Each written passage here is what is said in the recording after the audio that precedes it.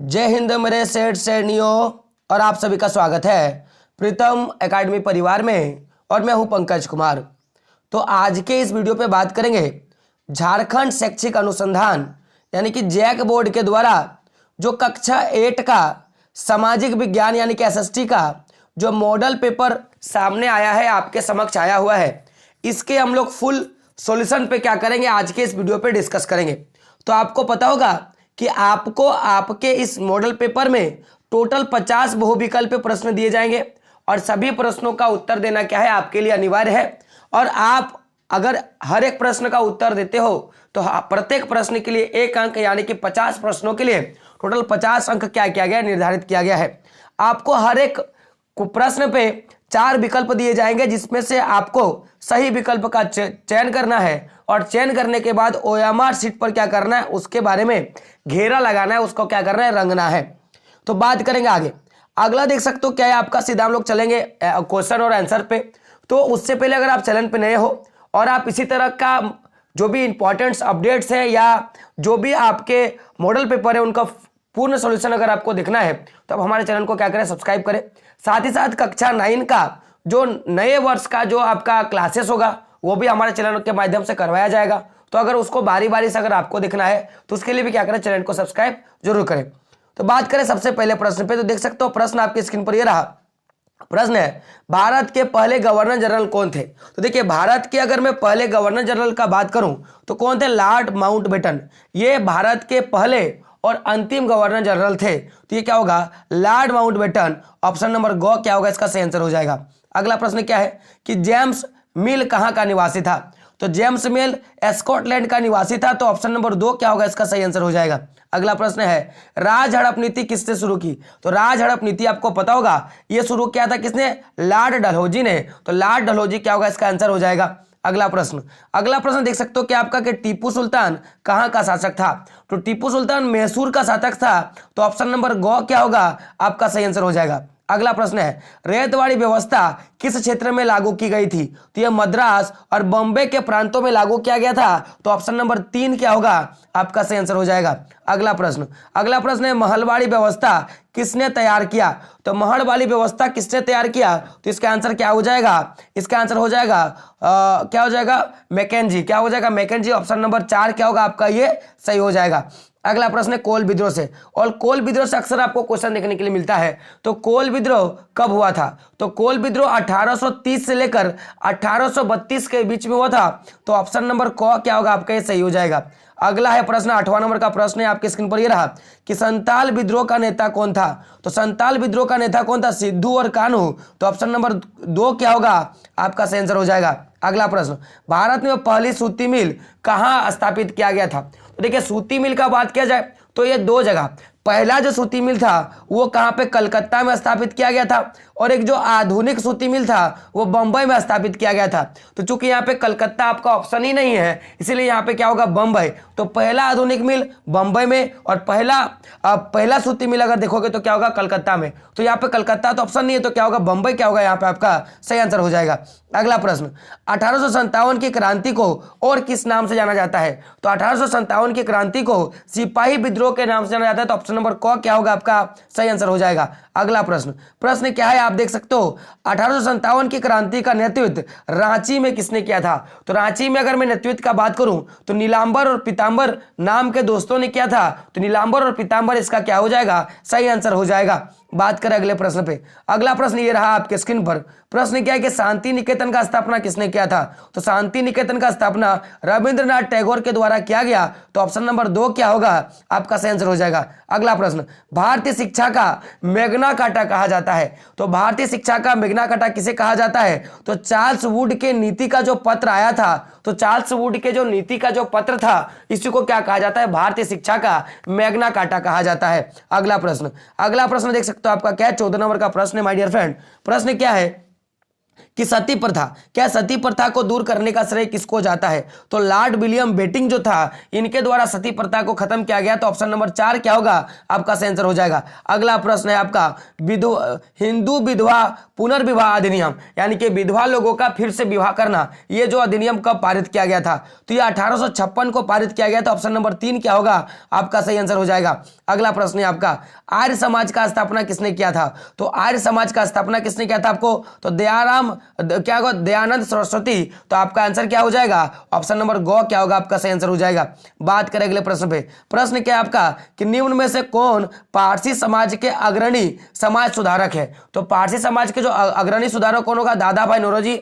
Option number गो क्या होगा आपका सही आंसर हो जाएगा। अगला प्रश्न बंगाल विभाजन के समय भारत का गवर्नर जनरल कौन था? तो जब बंगाल का विभाजन हो रहा था उस समय लॉर्ड कर्जन क्या था? लॉर्ड कर्जन जो था वो बंगाल उस समय क्या था गवर्नर जनरल था। तो क्या होगा आपका कर्जन क्या होगा आपका सही आंसर हो जाएगा। अगला प्रश्न क्या है आपका करो या मरो, करो या मरो का नारा किसने दिया था? तो आपको पता होगा ये महात्मा गांधी का देन है। तो किसका क्या होगा? महात्मा गांधी इसका आंसर हो जाएगा। अगला प्रश्न 20 नंबर का प्रश्न है आपका कि 1928 ईस्वी में ओलंपिक में हॉकी का स्वर्ण पदक जीतने वाले भारतीय टीम के कप्तान कौन थे? तो आपको पता है क्या होगा? जयपाल सिंह मुंडा। जयपाल सिंह मुंडा क्या थे? उस समय हॉकी के मैं बोलूंगा कैप्टन थे। बात करें अगले प्रश्न पे। विश्व का सबसे बड़ा लिखित संविधान किस देश में है?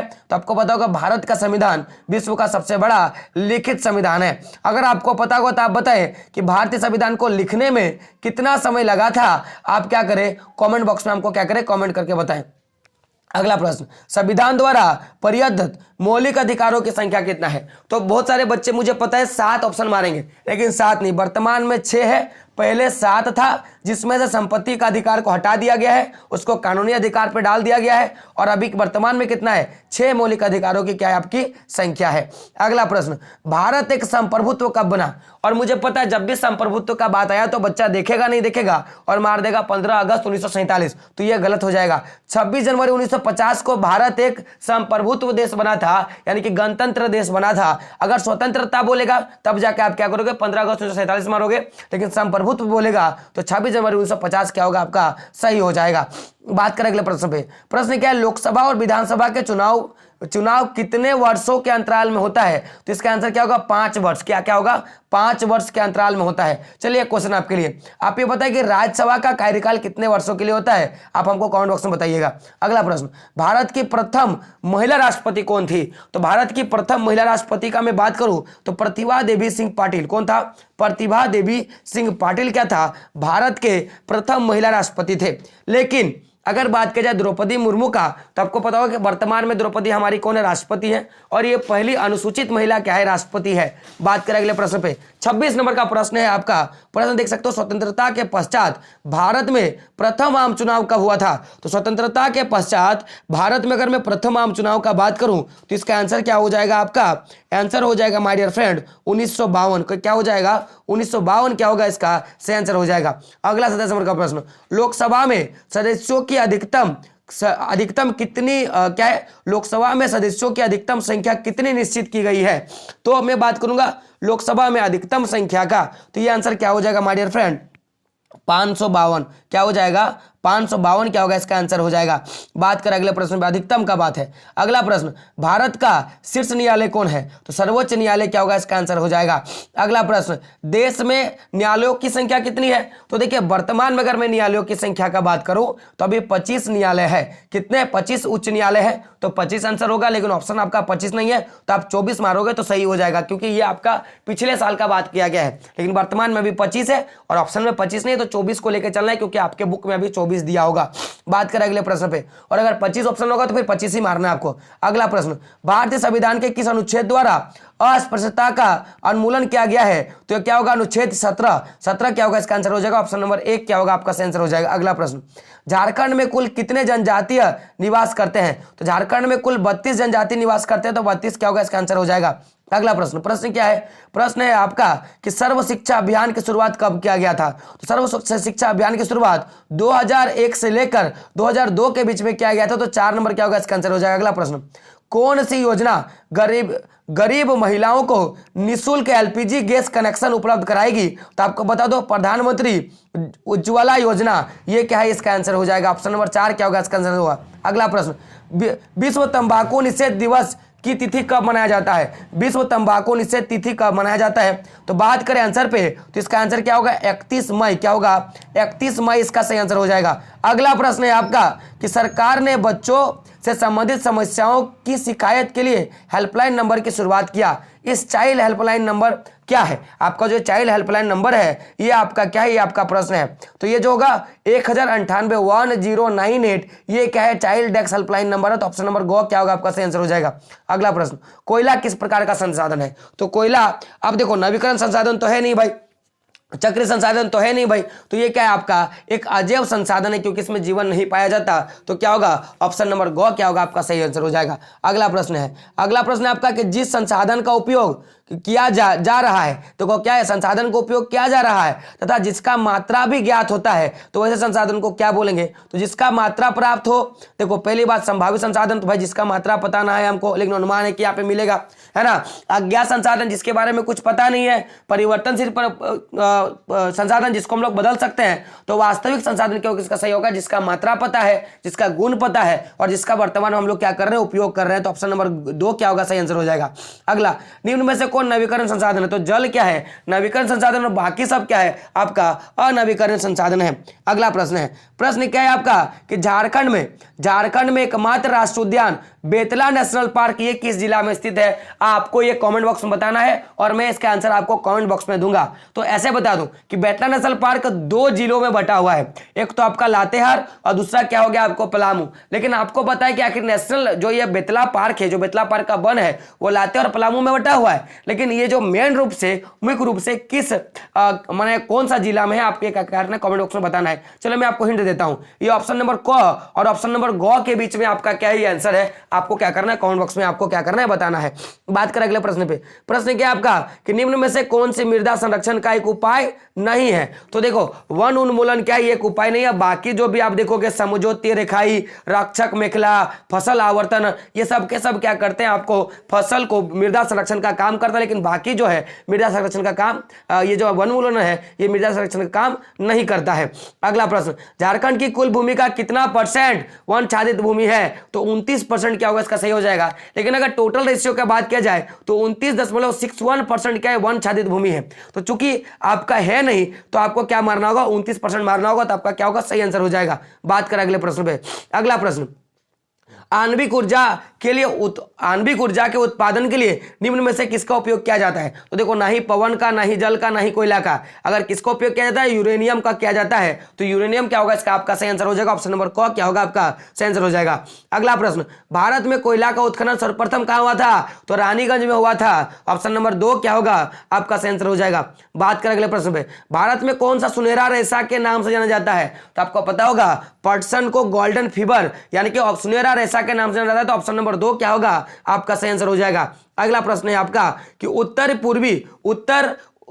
पूर्वी भारत में हस्तांतरित कृषि को किस नाम से जाना जाता है? तो इसे झूम खेती के नाम से जाना जाता है। तो झूम खेती यानी कि ऑप्शन नंबर 4 क्या होगा, आपका सही आंसर हो जाएगा। अगला प्रश्न, चीनी उद्योग में कच्चा माल, तो चीनी उद्योग में कच्चा माल क्या होगा, गन्ना, क्या हो जाएगा, गन्ना। ऑप्शन नंबर क क्या होगा, आपका सही आंसर हो जाएगा। अगला प्रश्न, उद्योग किस प्रकार की आर्थिक क्रिया है? तो उद्योग आपके क्या है, तृतीयक क्रिया के अंतर्गत आता है। तो ऑप्शन नंबर ग क्या होगा, आपका सही आंसर हो जाएगा। अगला प्रश्न है, झारखंड में मूरी किस उद्योग के लिए प्रसिद्ध है? तो एल्युमिनियम के लिए प्रसिद्ध है। तो ऑप्शन नंबर क क्या होगा, आपका सही आंसर हो जाएगा। अगला प्रश्न है, 2011 की जनगणना के अनुसार भारत का जनसंख्या घनत्व कितना हो गया? तो 382 व्यक्ति प्रति वर्ग किलोमीटर। तो क्या होगा, 382 क्या होगा, इसका आंसर हो जाएगा। अंतिम प्रश्न क्या है कि निम्न में से कौन सा जनसंख्या परिवर्तन का कारण नहीं है? तो देखिए जनसंख्या का परिवर्तन का अगर कारण नहीं है तो क्या होगा, आपका जनसंख्या घनत्व। क्योंकि अगर किसी क्षेत्र में बहुत ज्यादा लोग पैदा होने लगे तो उस क्षेत्र का जनसंख्या बढ़ेगा। अगर किसी क्षेत्र में जनसंख्या दर घट गया और मृत्यु दर बढ़ गया तो उस क्षेत्र का जनसंख्या घट जाएगा। और प्रवास, एक क्षेत्र से अगर लोग उठ के दूसरे क्षेत्र में चले जाएंगे तो इस क्षेत्र का जनसंख्या घट जाएगा और इस क्षेत्र का जनसंख्या बढ़ जाएगा। लेकिन जनसंख्या घनत्व जो है वो कभी मैटर नहीं करता जनसंख्या परिवर्तन से। तो ऑप्शन नंबर 4 क्या होगा, आपका सही आंसर हो जाएगा। तो जितने भी इंपॉर्टेंट क्वेश्चन थे मैंने सबका सब करवा दिया। अब आपका जो एक क्वेश्चन था उसका आंसर आपको कमेंट बॉक्स में देना है, मैं आपको वहां पे आंसर दे दूंगा। साथ ही साथ कक्षा 8वीं के जितने भी मॉडल पेपर है उनका सॉल्यूशन देखने के लिए और मैथ का मैंने ले लिया पहले से वीडियो, आप उसको देख सकते हो। साथ ही साथ क्लास 9 का जो भी एसएसटी का क्लास होगा उसको सुचारू रूप से करने के लिए क्या करें, हमारे चैनल को सब्सक्राइब करें और बेल के आइकन क्या करें, जरूर प्रेस करें। तो दोस्तों मिलते हैं अगले वीडियो में, तब तक के लिए जय हिंद, जय भारत और आपका दिन शुभ हो।